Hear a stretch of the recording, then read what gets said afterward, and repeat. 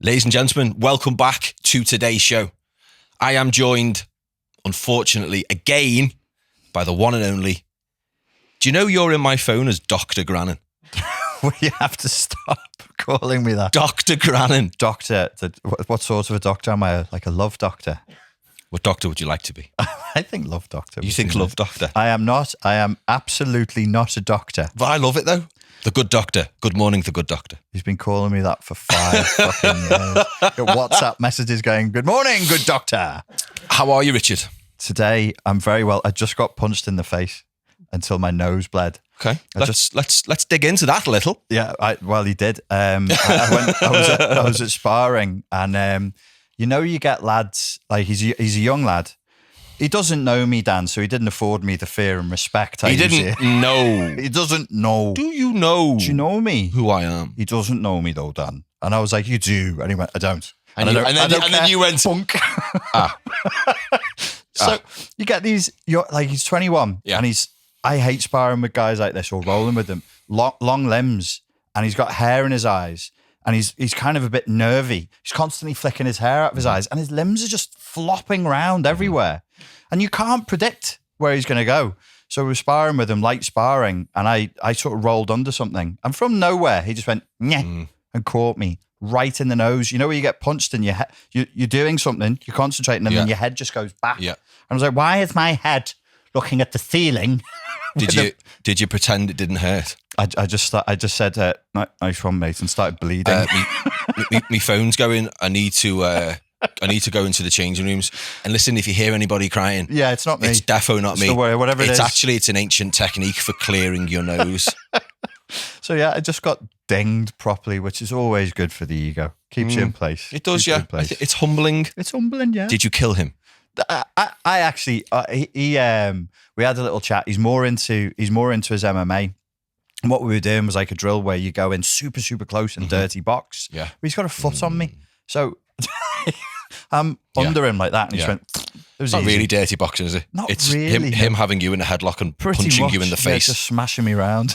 And you paid for this as well, by the way. Yeah. Handsomely. Yeah, in blood and in coin. So yeah, I feel good is the answer to your question. I feel good.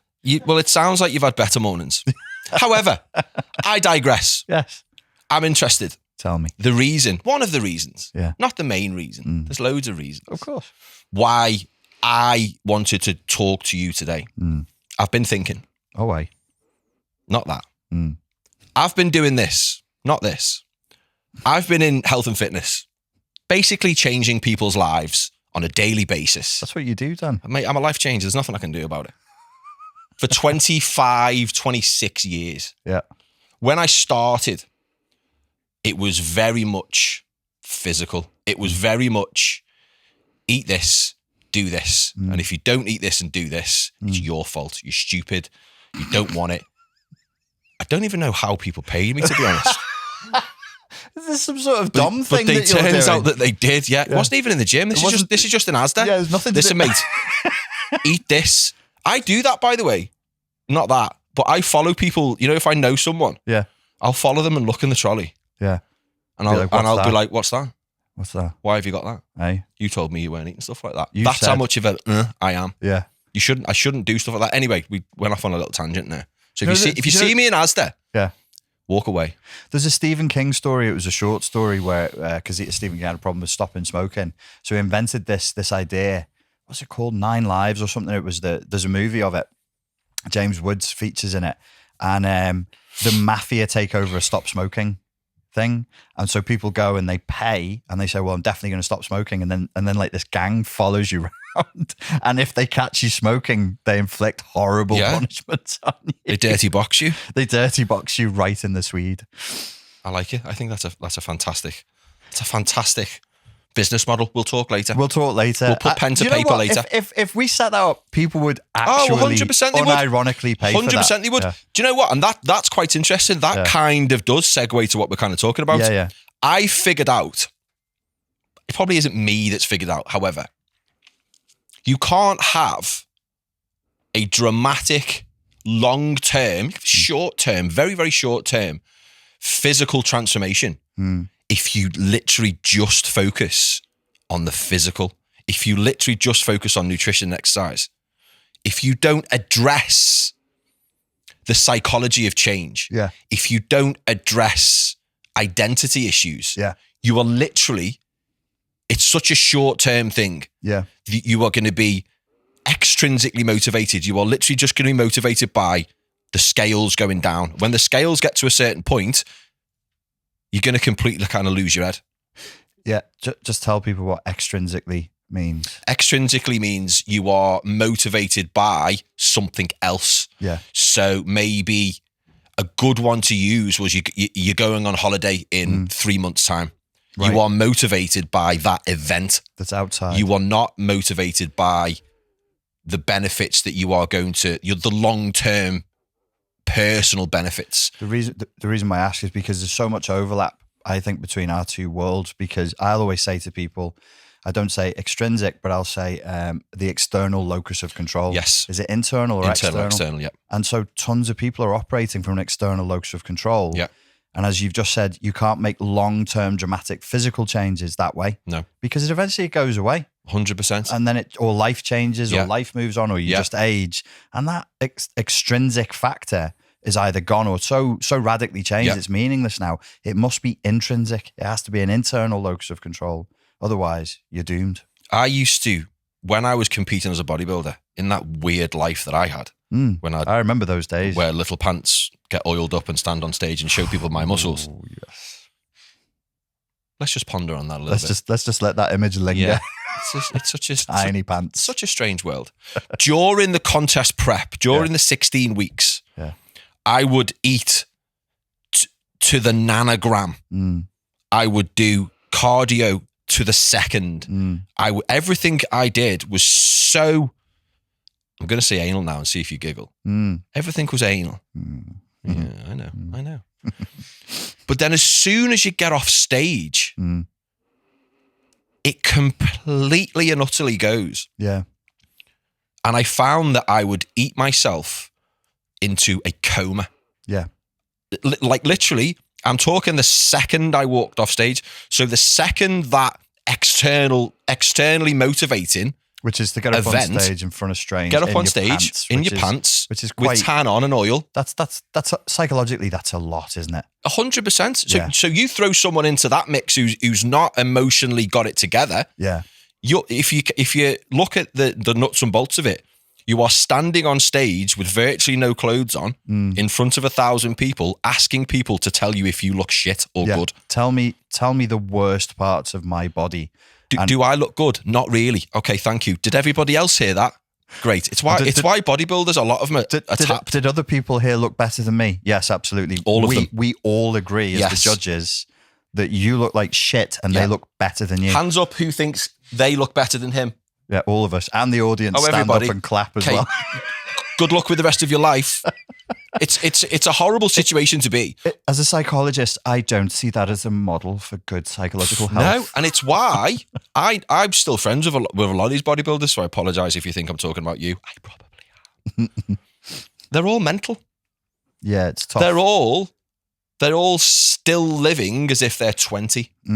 They haven't moved past the need. And I was the same when I was a lot bigger than I am now. You can change bigger for fat, but I didn't think I was fat, but I was.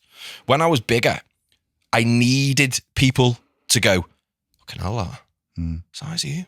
I needed it. I needed that external validation. I needed something from somebody. Yeah. I needed to be the biggest guy in the room.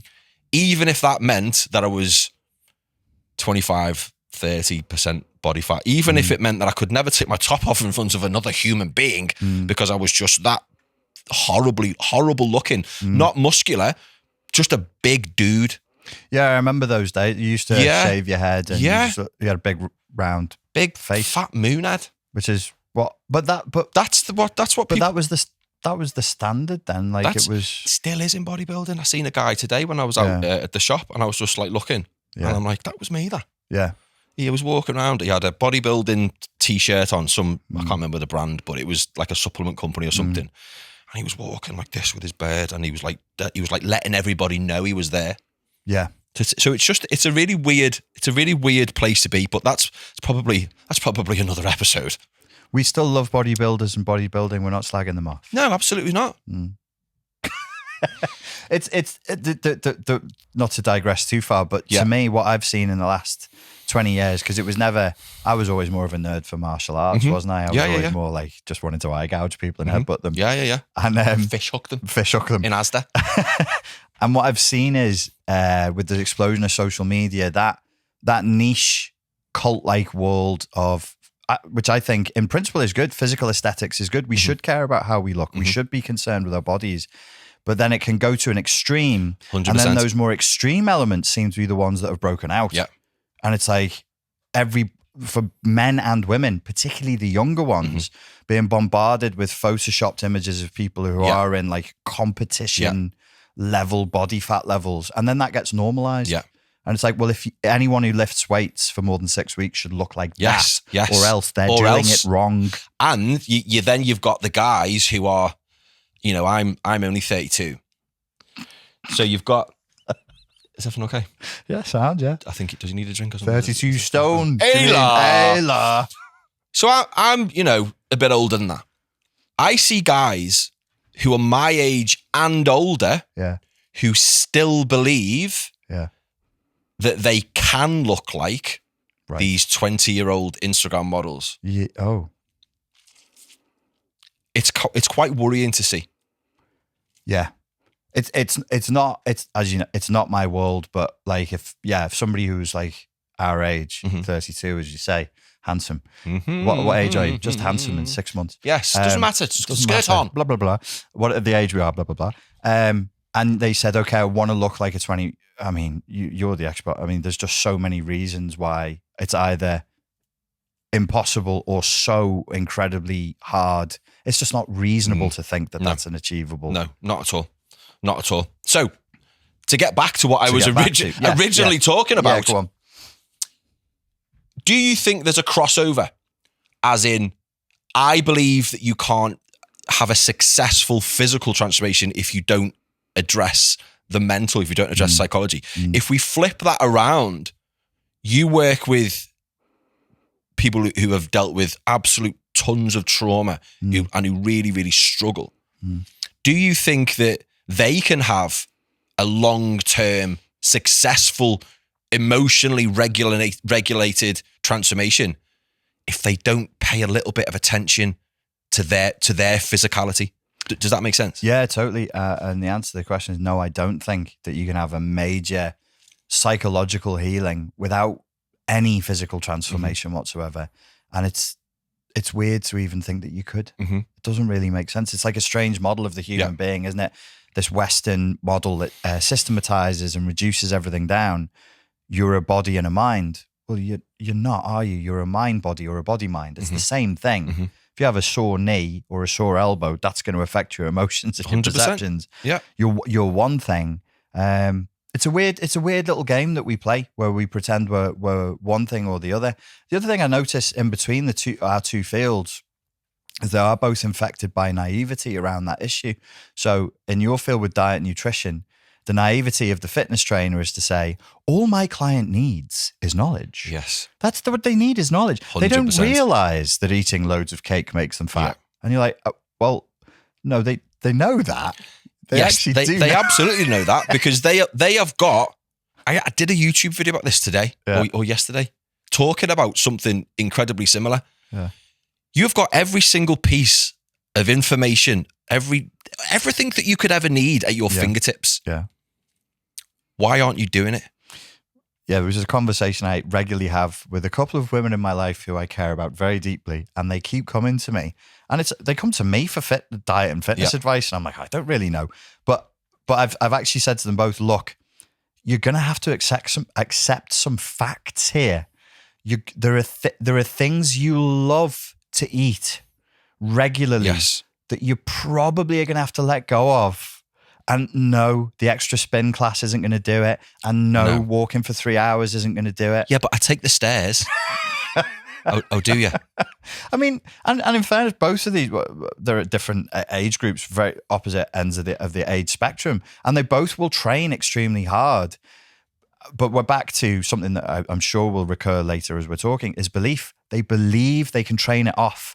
And I'm like, they ask me, and it's annoying because they've been asking me the same question for like 3 years. Yeah. So I try and wrestle, and I'm like, you can't. Yeah. You're not going to train it off unless you are an Olympic standard athlete and you're already conditioned to do 6 hours training a day. 100%. You're not going to 100%. train it off. Stop telling yourself the amount. This is such a common, and I don't know if it's glossy magazines. I don't know if it's the media or just the fitness industry in general. I blame the fitness industry at yeah, this point. I know. And I've been guilty of this in the past. And again, we've spoke about this. One thing that you helped me realize is I'm not my clients. My clients don't have anywhere near the same thought processes as I do.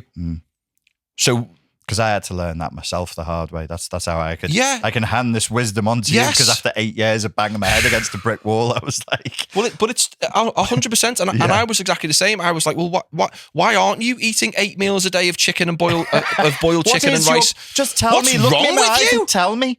Yeah. Well, so then we've got what I used to be like, and then we've got the complete opposite end of the spectrum. Yeah. We've got the fitness industry. I think I'm probably going to lose a lot of friends after this video. We've got the fitness industry telling people that they can eat whatever they want, thinking that their clients have the same thought process as they do. I honestly, I know exactly. I mean, I'm not in the fitness industry, but we've both got mates, and I'm a client of the fitness industry. I'm a consumer of fitness material because I don't know it, so I have to learn. And I just see these vacuous trends within the fitness industry, and then one fitness influencer says it, and then every other carbon copy says the same thing. Especially if you follow them on social media, you will notice that one of the top people will say, blah, blah, blah, blah. There's a lot of virtue signaling. We spoke about that again. A tremendous amount, yeah. They'll say something, and then someone else will say it. Someone else will say it. And someone else will say, and then someone will reword it, and you're like, oh, come on. I don't even know. I mean, you know, again, not an expert as an outsider. I don't think that's a responsible thing to say to people. Even if they're not a fitness client, don't tell people, hey, it's Christmas, you can eat whatever you want. Yeah. Don't forget it. And I'm like, but when you say eat whatever you want, young, handsome or beautiful 26-year-old who was an exceptional athlete at school, and you were in the rugby team or you're in the gymnastics team, and you've never been fat and you've never been middle-aged because you're not old enough to be. What they mean is, oh, I had like an extra chocolate mousse or an extra slice of turkey breast or a couple of bits of bread. And I think, again, I'm talking in your area now, when people are dieting and training 6 days a week, and then they have a 7th day off and they think they've gone absolutely bonkers. I'm like, you're living at a level that nobody in let's keep it to the UK. I'm sure America and Canada is the same thing. Nobody's living like that. No. And they're not doing it once a week. They're doing it all the time. Stop telling people they can eat what they want. It's a lie. It's not kind. It would be like me saying to people, every emotionally dysregulated thought that you have, just go with it. Just assume it's real. Just see what happens. Just see what happens, lad. Play it out. Oh, did it? I'm so sorry about that. You'll get out in a few years. When your anxious mind tells you to do this, or your depressed mind is giving you this information, just believe it. Don't resist it. Don't fight it. Have no discipline. Have no what's structure. the worst that can happen? Just go with it, lad. Just do it, lad. You can't. It's actually irresponsible. Yeah, I don't think they talk about moderation a lot. I don't think the majority of people are emotionally strong enough to deal with moderation. I really like this point, and I've not heard another fitness person say it. So could you just tell people exactly what you mean? Because you're the only person I've heard say this, and it was a bit of a light bulb moment for me. I was like, actually, this is true. This is correct. When we look at moderation, so we have the fitness industry. Me in the past, I've probably advised you in the past to do these ridiculous things. Yeah.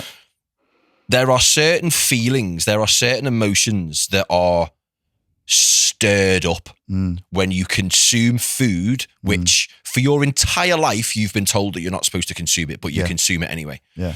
And then you are told, just have a little bit. As soon as you have that mouthful of chocolate gatto or the slice of pizza or whatever, those same feelings, that same guilty I love guilty pleasure. Do you love guilty pleasure? It was Dylan Moran, the stand-up comic, who said that like it's fun being a Catholic, an Irish Catholic as he is, because you don't just have the pleasure of eating the cake, you have the terrible guilt that goes with it as well. And he's like, it's wonderful. I love the guilt. But people can't handle that guilt. Yeah. So then they feel ashamed. Yes. So then they're like, wow, I've completely ruined everything here. Well, if I've ruined everything, I might as well eat the rest of this cake. Yeah. And then they eat the rest of the cake. Yeah. The guilt and the shame, they cry themselves to sleep. Yeah. They wake up the next day, they starve themselves for a few days. Yeah. And this whole cycle begins again. So ideally, what we really want to be doing is we want to be re-educating people about how to eat correctly, because believe it or not, adults aren't supposed to eat like 15-year-old school kids. It's amazing that, isn't it? What a ridiculous. revelation. Danny is the person who, I'm back to calorie counting, because from when I went to Serbia in December till now, I've been in restaurants for about 3 months. And I was like, I should probably start looking at just dialing this in. And years ago, because of stuff I'd read on T Nation or something online, I was on 2,500 calories a day. Mm-hmm, obviously. And I said to hey, what else are you going to have? I eventually told Danny, and he was like, he looked at me and he goes, it's quite a lot of food, that. And I was like, is it? I thought that's what we were supposed, if we're in the gym, we're supposed to be eating 2,500 calories a day. The whole calorie counting thing is just, I'm completely the other way now. I think counting calories in your situation is a very, very useful tool. I do it every now and then to rein myself in. After chaos, I take order. Just to rein yourself in a little tiny bit, just to get a grip, just to re-establish a baseline. And then we just go back to eating foods that we kind of know that we're really supposed to eat. Yeah, because your brain, it's important to say that your brain gets entrained, and you start, once you've used these calorie counters for like a month or 6 weeks, you know what 60 grams of protein looks like. You know what 400 calorie like. You know, you're not going to fool yourself and go, oh, this moussaka, I think that's about 300 calories right there. And it's like, after you're like, nah, fam. That's 3 days. Nah, fam. That's 3 days worth of your fat allowance and about 1,300 calories in one go. The famous tablespoon of peanut butter. Right. It's just a tablespoon, lad. Yeah. It's the entire jar balanced on a tablespoon. But that what you're saying about moderation, the reason I really liked it is because it's the same in psychology, where people say something like, we spoke about drugs the other day, or alcohol, and you say, well, you don't have to give up alcohol, just be moderate with it. And I've heard people advise things like that, or with sex addiction or gambling addiction. And I'm like, are you mad? You don't open the door. That person is not you. They have a different central nervous system. 100%. They have a different reaction to the stimulus that you're not too bothered about. Yeah. Sends them crazy. Yeah, that was my thing when I realized, I think in my mid-20s, I wasn't responding to cocaine the way other people do. I've never been fussed by alcohol. Like people they're like, oh, I'm drinking too much, or I'm drinking at home. It bores me. Yeah. Cocaine though, we would be sat at parties and some people would politely have 3 lines and stop. And I'd be like, I'm not stopping until I'm glued to the ceiling. What are you doing? Yeah. Why would you stop? Could you not see them? Yeah. They're still there. Yeah. Snort it all. Yeah. And I couldn't have a moderate attitude to it, because that was an addictive substance. And sometimes people need a rigid orthodoxy. They need a puritanical structure, not a permissive one. Yeah. Because it's not a moral judgment. It's not because I was morally weak that I couldn't tolerate it. Just for me, with my particular traumas, my particular weirdness, which we all have as human beings, cocaine was very, very attractive compared to anything. For whatever reason, we do another podcast on that. And for some people, it's alcohol. For some people, it's Jaffa cakes. And I think like we have these, like cocaine, being a cocaine addict is kind of edgy and cool. Being a Jaffa cake addict is kind of lame. Okay, fine, but there's still legitimate addictions. If you can't stop yourself, if you have one Jaffa cake, you have to eat the whole packet. You're an addict the way I am if I'm going through a whole bag and then calling for more. We both don't know when to stop. It's the same mechanics, right? I think people don't understand that. I remember when Daniela Westbrook was in a peak, doing like 5 bags a day or whatever she was doing. Yeah. And you would get people going, oh, I don't know how she does that. Like, because you're not addicted. Yes. Because you don't it doesn't have the same effect. You do it on a Saturday night and you have a really good night, you feel like death the next day. Yeah. So you've got that cut off. It's a different stimulant to her to it is to you. Yeah. So of course you can't see it.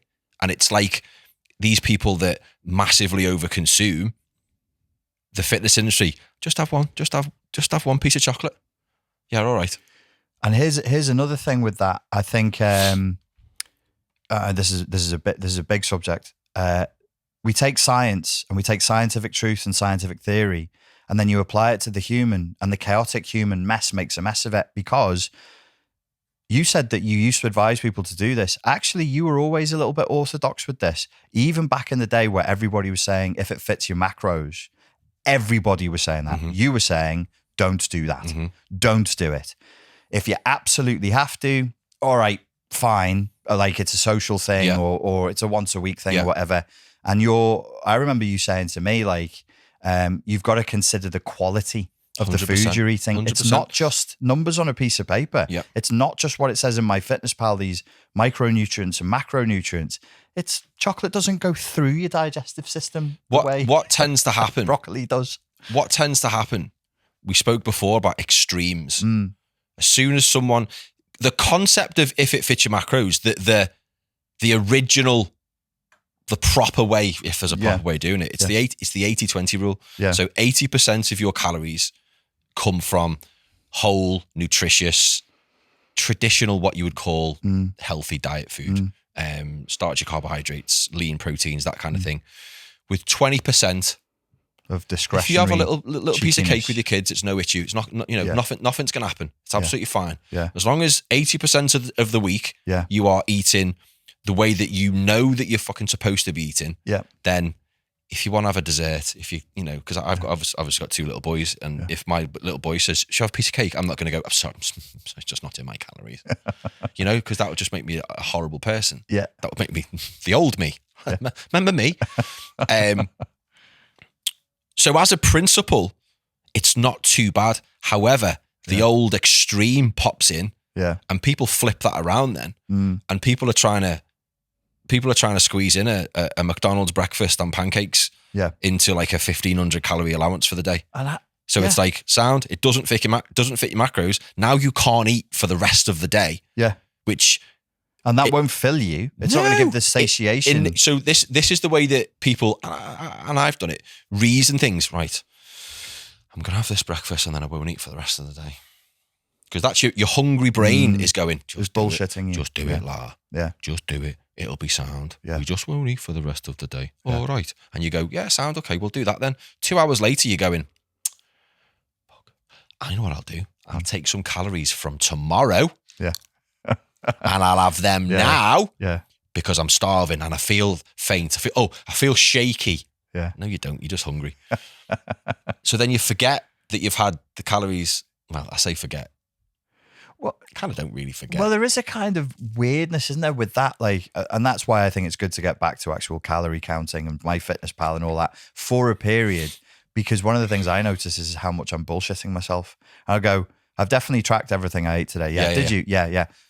You've only had 1,800 calories and you're not hungry at all. And I'm like, yeah, that's right. Yeah. Going, I must be really good at this. Yeah. Just replay the day again. Yeah. I'm like, no.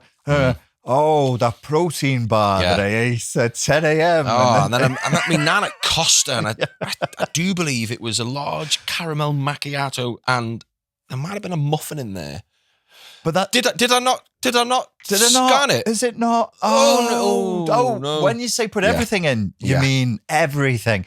But to legitimize that from a psychological point of view, the unconscious action of picking a thing up and shoving it in the lowest hole in your head is a primal drive. You've been doing it since you were a kid, and evolutionarily we've been doing it since the dawn of time. So nobody should feel that bad that they go rum and or doesn't register. That's why it's a good thing to have the discipline. Yeah, just discipline is key. I think for anything. Yeah, especially in today's,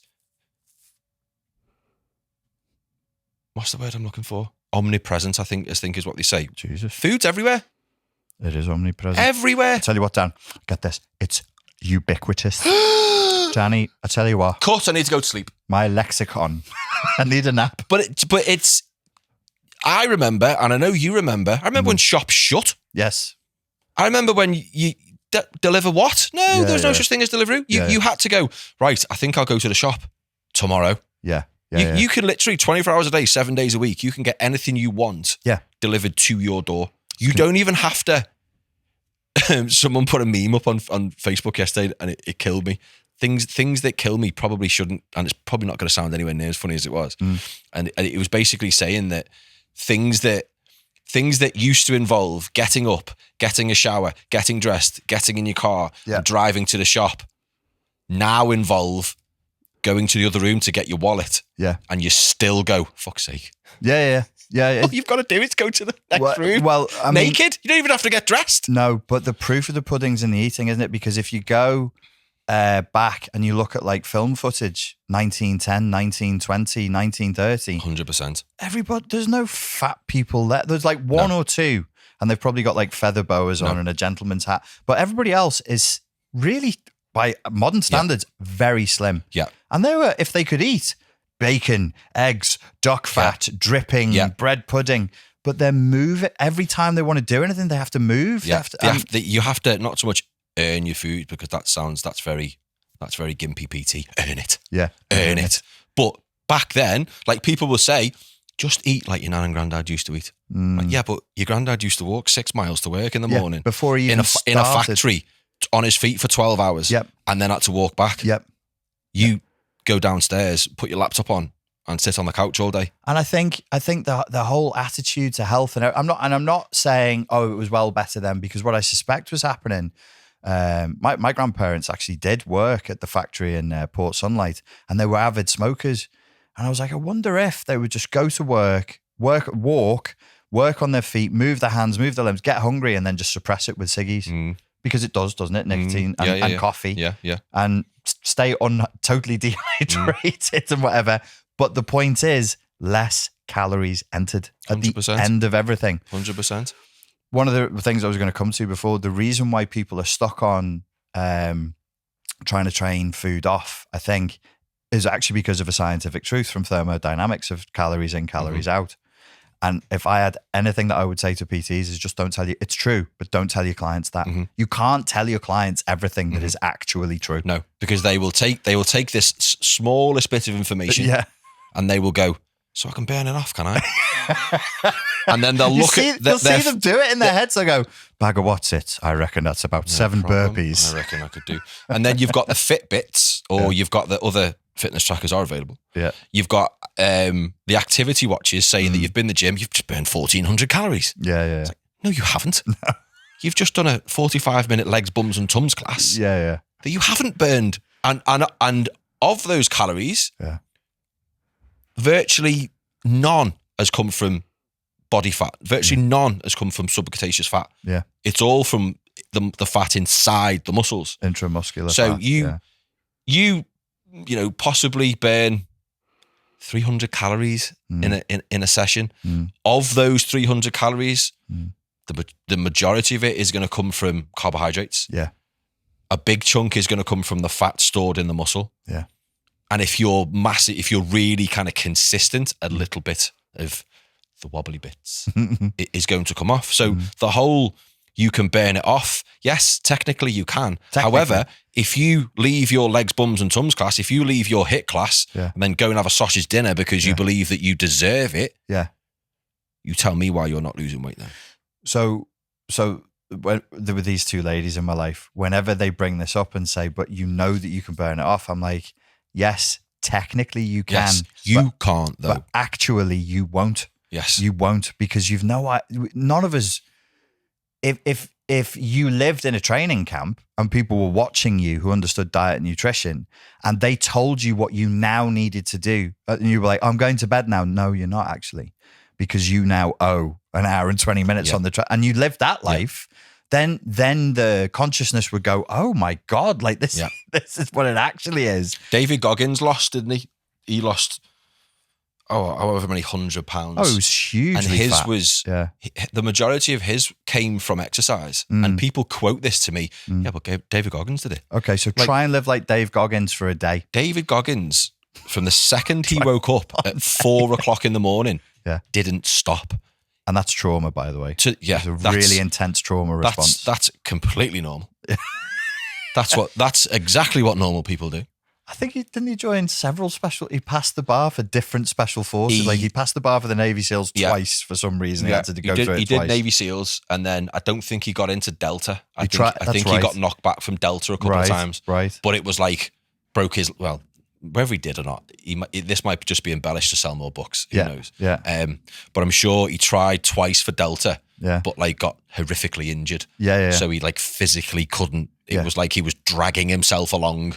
So the point would be, you could train like Dave Goggins. Yeah. You won't. Yes. It's absolutely 100% possible that you can work that off, but you can't. Yeah. Because you are not physically fit enough, and you don't have the hours in the day to do it. Yeah. You've got to go to work. You've got to look after the kids. You've got to sleep. Yeah. You've got to do life, which you then cannot run a marathon every day. Yeah. And you cannot. He had a treadmill in his living room, and he was never still. He was always on a bike or a treadmill or something. He never did anything. So he did reduce his food, and he absolutely, that's a really good point. He wasn't because he used to. His favorite meal was burgers and eggs, chicken and waffles and Popeyes and all that kind of stuff. Even with that, he still dieted. Yeah, of course he did. Yeah. The interesting thing with this, and where it sort of ties into the psychological elements of things, is I think the difference between people's expectation of what diet and exercise can do, it's very similar to what people's expectation of what therapy can do is. You go to a therapy session once a week if you're very good, and then you do a little bit of homework. You probably spend half an hour on it realistically. Or you just think about it in the car on the way home. Yeah, you don't actually physically do it. That's what people do with my stuff. Did you do the exercise? Yes, I did it. Oh, no. Show me your work. Did you write it down on a piece of paper? The dog ate it. No, I didn't write it down, Richard. But I thought about it. It's not the same fucking thing. I thought about it on the toilet. Yeah, once. Yeah. And you just think, well, look, same as the diet exercise thing. If you've been, I've just eaten badly for 3 months, realistically, I'm on a 4 months before we, get back again. Imagine for 20 years you've been in a traumatic, psychological injury-inducing environment. How is an hour of therapy once a week and a little bit of homework realistically? Really? How's it going to put a dent in that? No. So it's very, very similar. I'm always like, if we're going to be honest with ourselves and honest with each other, it's got to be a lifestyle change. It has 100%. To be a different lifestyle, 100%. Right? I think, and you can probably shoot me down in flames now. Go ahead. Get a fire extinguisher. I think the reason that the majority of people struggle, and it's something which I've started focus on a lot. People haven't got the ability to focus on a task long enough for it to come to fruition. I don't think people's attention spans are strong enough to do the work required. And I think, again, I did a YouTube video about this the other day, I think we are that hyper-stimulated in life. Smartphones, just incredible piece of equipment, fully designed to keep us on the platform as long as we possibly can, making us pumping out dopamine all the time. We've got crazy films, crazy TV programs. Literally, you don't have to do anything. You can get hyperstimulated. You can get massively excited. Porn is so readily available. I still can't believe quite what you can get your hands on the internet.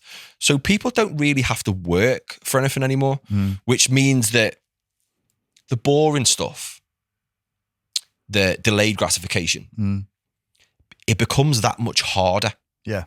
Because we're used to getting everything that we want straight away. Therefore, when we do have to look at the long game, when we do have to go, right, I know you want that takeaway, but the version of you in 3 to 6 months' time doesn't want you to have that takeaway. Yeah. Are you okay not to have it? Yeah. Your dopamine craving brain goes, no, mate. Yeah. No. Yeah. And that's why I think people struggle. Yeah. 100%. No, I agree with you. It's a big thing in psychology. It's a very controversial subject of resilience. And we end up in this sort of the radical leftist territory where you start talking about resilience and people start screeching about ableism because some people have it and some people don't. And they act as though it's genetic. And I do not believe it's genetic. I think it can be entrained. 100%. Some people possibly, maybe they're born with a little bit more, but my God, stop blaming everything on flipping genetics. Until you've really tried, how do you know whether you could cultivate it or not? You mentioned impulse control, delayed gratification, maintaining focus. All of these things are destroyed by the smartphone, social media, many aspects of rampant out of control consumer capitalism that we live in now, because none of these things are good for corporations. Nope. If you've got self-discipline, an internal locus of control and delayed gratification, what the fuck am I going to be able to sell you? How am I going to sell you all the cheap shit that I've made? Totally. So everything is moving in the opposite direction. In a sense, to get anything done now, we have to swim upstream. And I think people need to embrace that. You got to be like, you have to be a bit mad, because all your friends and family, when you start trying to like literally losing body fat, you think it's such a normal pedestrian, middle class, first world thing to do. It's hard. It's hard. And you will be challenged psychologically and emotionally in ways that you don't realize until you get there. Overcoming childhood trauma, dealing with anxiety, depression, it's the same thing. You can't do what everybody else is doing. You swim upstream. So you saying that you have to embrace doing something different. Right. And the only way, and this is something that I've been focusing on, How long a lot. Like a day, do you mean? An hour? Just now. Just 5 seconds. That's all you need to do. In fact, everybody's cured. Take a pill. Goodbye. Thank you and good night. It takes effort. Something that I've been doing. I've been actively seeking boredom, which sounds ridiculous. But when you get your head around it, you will start to notice times that you would have been checking your phone, looking on the TV, doing this, that, the other. If you just sit, I do it if I'm driving my car now, I just do it in complete silence. Yeah. And I just feel, and I just acknowledge all the times that I go to turn the radio on. Yeah. I go to put a podcast on. Yeah. I go to check my phone when the car's stationary. Obviously, because that would be dangerous. All these things, sitting in the house, you don't need to be hyper-stimulated all the time. You don't need to be plugged in all the time. You don't have to be doing something. Put your phone down, turn the telly off, sit in the garden, listen to the birds. Yeah. Stuff like that. For real. I think it's changed the way that I see things. And it's also opened my eyes to the fact that it's a huge problem. It's a massive problem. All you've got to do is you've got to sit in the park like a weirdo. You've got to, just sit outside in town. Just look at people. Yeah. Probably 85, 90% of people are looking at a screen. Yeah. They've got no... Even in the middle of busy Liverpool city centre, where there's swarms of people milling through like zombies to get to the shops, they can't even go from Boots to M&S without having a phone in the front of their fucking eyes. Yeah. My son's a nightmare. I have to keep shouting at him nicely. Yeah. Because he takes his iPad everywhere. Like, he'll like literally walk from one end of the room to the other to get a drink, and he's got his iPad with him. Yeah. And it's like, son, just put it down for a second. Yeah. Just stop. Yeah. And you look around, everybody's looking in the phone. So I believe if we can help people improve their ability to focus, and it's something which it takes conscious effort. It's something that you have to acknowledge and do, rather than just going to bed and going, that didn't work again. Yeah. You've got to consciously acknowledge that you need to improve your focus. Yeah. It's part of, I've got a program out that basically focuses on exactly this. It strips people's habits right back down, and it gives exercises on just how that you can improve your focus. I know obviously I know about the course Why did you focus on habits? The main reason, I would say, our life is built on habits. Right. Some say good and bad habits. I prefer habits that serve you and habits that don't serve you. I think I got that from James Clear. I'm not 100% sure. Just steal other people's material and don't credit them. That's what I do. And well, I didn't get it from anybody. I made it up. I think it was one of James Clear's things. My theory of the superego, ego, and the id. And I came up with in 1907. He did. I was there, and I like it. I like calling it habits that serve you, good and bad habits. Because when you think about it, when you go, well, I want to do more habits that serve me, well, not good habits. Usually, habits are thought of as negative, aren't they? Yeah. So there's a bit. It's a good reframe. Say a habit that serves you. You're like, oh, I can have an unconscious, repetitious action that's good for me. Okay, if you can adjust your habitual behavior in line with the person who you want to be, I talk about this with clients a lot. Just start acting, start behaving like the person that you want to be. If the person that you want to be is more energetic, 30 pounds lighter, sleeps really, really well, is very, very happy, start doing what he does. Do you think the person who you want to be, do you think they binge watch Netflix till 2 o'clock in the morning and then cry all day, kicking and screaming? Probably not. So why don't you do that then? Yeah. Do you think the person who you want to be has a habit of getting 4 takeaways a week and drinking 10 pints of a weekend because he deserves it? Probably not. So why do you then? Yeah. If you tell everybody that you want to be this person, just start acting like this person. If somebody was going to have, what's the name of your course? It's the Upgraded Energy Blueprint.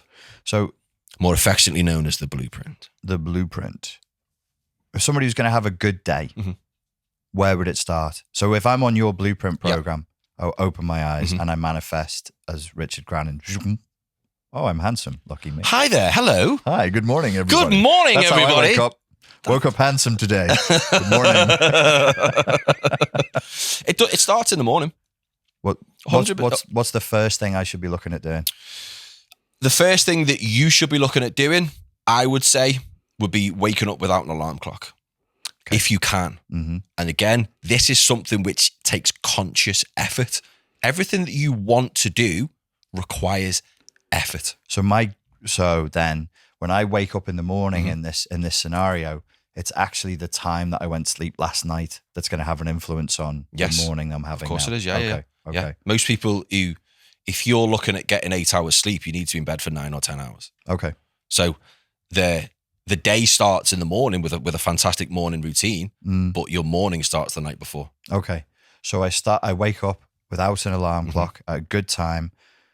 With the blueprint that you've got going, if I was living in within the discipline of the blueprint, what would I be looking to do next?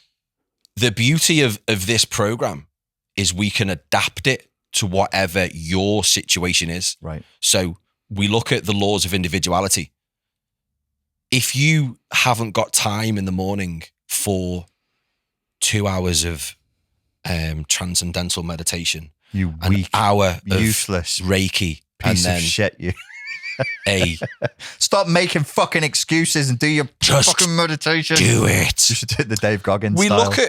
look at what it is that you can do, right? And then we go, right, let's write this down. What can you do? What can you commit to doing? Okay. Let's look at committing to 5 things across the day. There's a habit tracker in there. Okay. So whatever you believe, because what I love about this blueprint is it's not just for health and fitness. Yeah. You can adapt this because let's be honest, you know what you need to be doing. Yeah. Nobody's like, well, I haven't got a clue. I haven't got a clue. What it is that I'm supposed to be doing. Yeah, you kind of know. I can guide, but you kind of know. It's not a knowledge issue. No, it's an implementation. And again, something I talk about is there's a gap between information and implementation. Yeah. There's a stutter. There's something where you go, right. So maybe you're watching this video now going, do you know what? Not only are they like proper handsome, they talk sense. Oh, intelligent. I'm going to do exactly what they said. And then don't. Yeah. There's something that kind of stops you. There's a weird gap. Yeah. So the aim of the blueprint basically is to just shorten that gap, just to remove The stutter step. Cold showers are great for this, by the way. That's part of the program. I think if you can get over the fact that you're going to get into a cold shower in the morning, that reduces the stutter for everything. Does the shower have to be cold when I start it, or should it just end? Can it also just end coldly? It all depends if you're weak. Are you weak? For me personally, I just get straight in cold and I have my shower cold in the morning. Fucking hell. What? Do you wake the boys up with screaming? No, I don't scream. I don't scream. You don't scream. Smile. Do you pinch your own nipples while you do it? Pinch your nipples. He pinches my nipples. Do you know what though? It's took me a very long time to be able to do what I do. Yeah. A very, very long time. My cold showers are quite trendy, but my granddad told me about cold showers about 15 years ago, 20 years ago. Yeah. Because he was in the merchant navy and he did cold showers before cold showers were a thing. Because when he was on watch to energize himself, to make himself more alert, to cheer himself up, he hadn't seen my nan for 2 years. So when you think back then, I was going to say something, but we'll definitely get cancelled. We'll talk about it in another podcast. When you think about the struggles that men had back then compared to now, he was using cold showers then to kind of shake it off. Me and as one of my very good friends, Luke, we call it the Batman protocol. So you get in the cold shower, you blast yourself, and you get out the shower and you feel like Batman. You feel amazing. So that's my take on cold showers. There's a video on it in the program. We talk about it a lot. Yeah. But yeah, the whole point of the program, because you're watching this now and you're going, that guy, he's talking to me there. Because we all have this hesitation. We all have these fantastic ideas, but we just need something to help us focus and hold our attention long enough so that it goes from being a really, really good idea to an actual act, a habit, to something that we do every single day. What is the stutter step and the hesitation? Is that fear of discomfort? Is it fear of pain? It's fear. Sometimes it's fear of the unknown. A lot of the times it's, my best mate texted me before and he went, I couldn't do it. Right. So I sent him a voice message and then he ended up doing it. Yeah. Because I'm very persuasive. Yeah. Interestingly enough, the stutter step, the same voice that's saying, nah, just don't do it. Just don't do it, la. No one will know. Is the same voice that's saying, just get a Mackey's breakfast, la. Yeah. No one's going to know. Yeah, yeah. And if you can silence that voice, if you can argue with that voice and just get in the cold shower, the chances of that voice controlling the rest of your habitual habits, the rest of your day, massively decreases. So you wake up, you snot that voice right in the jaw. Oh, I get him in a headlock. I give him a Ronnie knock. What's that? A Ronnie knock, when you get someone in a headlock and go like that. It's called a Ronnie knock. Is it not? Well, is that a Bromborough thing? I don't know. He's from Bromborough, this one. Hey, I'm not a wool. He's a wool. I'm not a wool. Just a wool. He's from Brommy. Brommy? In Bebo. We don't do nanny knocks. Bebo? Or whatever that was. Back in the land of kings of Bebingtonia. So yeah, what am I giving a Ronnie knock to? I don't know. Oh, the inner voice, that if you can get the voice, if you can get that in a headlock at the start of the day, everything seems easier. So on this protocol, this blueprint that you've set up, what are the types of things that people do? You said it's not just physical. You're not just talking about dialing in what people are eating and exercise. It's other elements as well. What can people expect from? So we talk about meditation. We talk about cold showers. We talk about my personal principles when it comes to nutrition. How you really should be setting your day up. Not how the fitness industry tell you to do it. How you should be doing it. We talk about my principles around exercise. You know, we've spoke about you can't have an emotional transformation if you don't take care of the physical. Yeah. Because you mentioned before about perception. We categorically know if you are underslept, there's a big proportion of sleep involved in this program. If you are underslept, if you're undernourished and you're underhydrated, your perception of everything that happens to you is completely and utterly skewed. Yeah. You become so much more reactive. You are so much more emotionally charged, when the reality is you just need to pull things back a little tiny bit and address your daily habits, address your self-care, address your ability to focus, meditation, cold showers, address your nutritional protocol. Stop eating like a fucking 14-year-old school kid, because you're not. Yeah. You're a grown-up. So, I mean, as far as that, like the food, I think is a good metaphor for everything else. It's something to do with belief change and realistic expectations. Yes. Right. You believe that it's okay. It's only a couple of like chocolate biscuits. Yeah. It's only okay, but you're doing it every day. And then with consistency across time, habits which serve you can lead to good results. Yeah. Habits which don't serve you can lead to you being. It's easy to get overweight. 100%. Really easy to get 100%. overweight, especially for the older you get. Without even getting to the hormones and your physiological changes, your lifestyle changes. Most of us, one would hope, you get past the age of 30, you start making more money, you get married, you have kids. How do you socialize? You eat, and that you become much more sedentary as well. You do. What else do we do? We drink alcohol. Oh, that's great. So I forgot. I actually had a pint of cider yesterday, and I put it into my fitness pal, and it went, "That's 286 calories." I was like, "Excuse me?" It was. What did you say? It's just a pint of cider. And it was like, no, that's 286 calories, sir. I was like, what the f-? Yeah.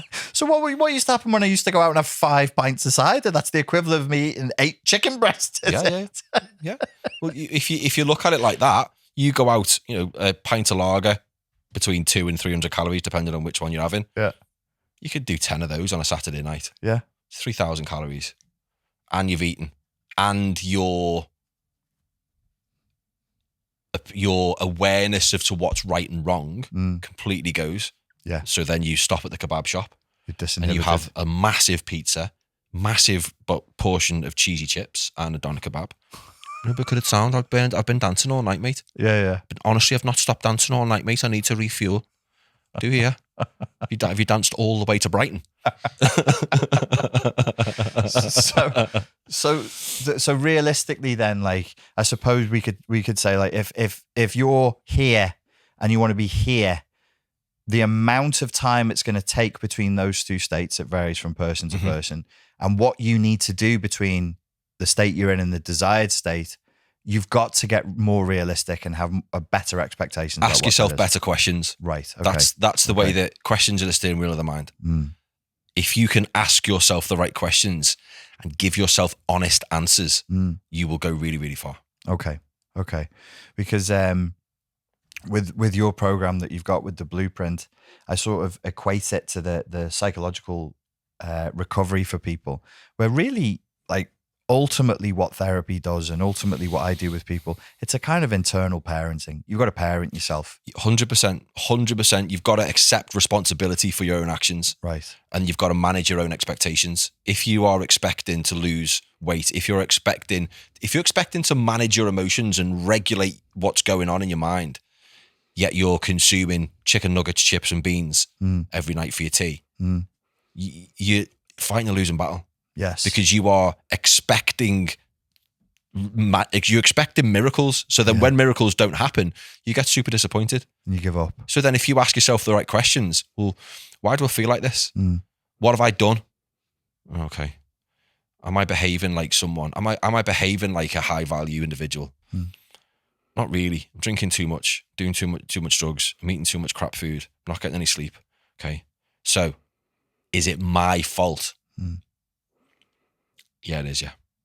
So there's only me that can do anything about it. Yeah, there's only you. It's within your sphere of responsibility, your capacity to do something about it. It's really just you, isn't it? Who would you say this program is for? I would say it's like you're interviewing me now. I like it. No, I'm. You know what, Dan? I tell you, I'm just good at this. I would say if you are. This is a really good way of putting it. If you're sick of your own shit, this program's for you. Oh, Basically, that should be in the sales copy. If you're sick of Are you sick of your own bullshit? because everybody can relate to that. Yeah, that's great. Everybody can relate to that. If you're sick of your own shit, if you're sick of telling yourself the same story, if you're sick of telling your missus the same story, telling your husband the same story, telling your friends the same story, and your friends going, yeah, all right, go ahead, no problem. See you next week. This program's for you. Okay.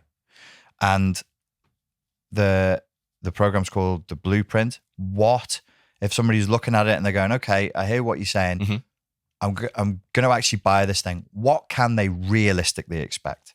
If they followed the program realistically, and say they run the program and they do the habit tracker and they do it for 8 weeks, what could they realistically expect to get from that? So realistically, I'm trying to think of the best way to put this. Yeah. Realistically, you can expect a mindset shift, which is going to help you realize that you've been playing the victim for that long, and you've now made yourself that uncomfortable with your own questions and your own thoughts that you have no choice but to move. Yeah. It's only when you get incredibly uncomfortable. It's like if you've been sat in the cinema for 2 hours and your bum goes that numb, it's only when it gets to a certain point where you go, I've got to move here. Yeah. That's what we're looking for. Right. We're looking to take you to a point of discomfort by questioning yourself that much that you have no option but to move. Right. It's a kickstart program. It's a jumpstart program designed to shove you out of a rut and give you some momentum so that you can then carry on to whatever it is that you are trying to achieve. So if people wanted to give this a go, what would you say the minimum time they should give this a go to actually try the blueprint for? I would say that if you can commit to this for 3 to 4 weeks, you will see noticeable changes in the quality of your thinking. If they do what the course says. It's the same as absolutely everything. You can't say something didn't work if you weren't consistent. Yeah. The diet doesn't work. Did you stick to it? I thought the diet was when I paid you. Yeah. And then you said to me, you're on a diet now. I thought that's what it was. I can look into the back office and I can see everything that you've been doing. Do you think you've been consistent? Well, okay, let's give it another go then. Because that's what happens. Let me try again. If you do this, if you hold yourself to that higher level for 3 to 4 weeks, you will feel noticeably different. Yeah. 6 to 8 weeks, you will feel very different. 8 to 12 weeks, you're going to feel fucking incredible. I mean, I've looked inside the a little bit of the course, and I know a little bit of what you're expecting people to do. I think, like, from what I've seen, like, if people actually followed it, I would have said, yeah, inside of 3 weeks, you should be feeling like a very different 100% different. And your beliefs about who you are, what you're capable of, what the future could look like for you should be shifting in pretty dramatic ways. Yeah. Massively. If you take what I say and run with it, you will be so impressed. Okay. If you take what I say and do a little tiny bit of it, I can't help you. Yeah. Nobody can. What I'll do is I'll put a link in the more information bar. More information. I always going to say comments. I'll put a link in the information below. Have a look. It's like literally no sweat. If you want to do it, do it. I'd love to have you with us. There's a Facebook group for accountability and declaration. It's not a coaching group, but it's just an added layer. It's just something to hold you, something to give you a chance to declare to people, this is what I'm going to do this week, and I'm going to fucking do it. Yeah. I if you're going to do this course, guys, I would recommend that you do interact in a forum type space. You know, I always do that when I'm doing like 30-day challenges with people. It sounds daft and maybe even sounds a bit childish, but it does work. So I would always say to people, tell people what you're doing, tell them every day, and then go through and encourage 5 other people within the same 100%, 100%. Every time, every program, every group coaching experience that I've ever done, it's the ones that dive in. Yeah. They're the ones that get the best Yes. results. Yes. The ones that sit at the back, And they're just testing the water. Yeah. you know, they never really get as far as they could. And then, Yeah. and then the program ends up finishing. Luckily with this one, it's actually lifetime access. So Right. you know, you get, as long as you need to take the course, it's done. It's not coaching. I'm not going to be chasing you. Yeah. You know, I'm not going to be holding your hand. I'm not going to be going, oh, come on. Why haven't you done it? Yeah. It's on you at the end of the day. It's up to you, yeah. So they can have a little look for more information in the link below. Listen, man, I'm very conscious of the fact that I'm taking up far too much of your time. So problem. I would like to thank you from the bottom of my heart, from the heart of my bottom. And we'll do this again sometime. Richard Grannon, it's been beautiful. Thank you very much. Cheers for that, mate. Appreciate it. Bye. Bye.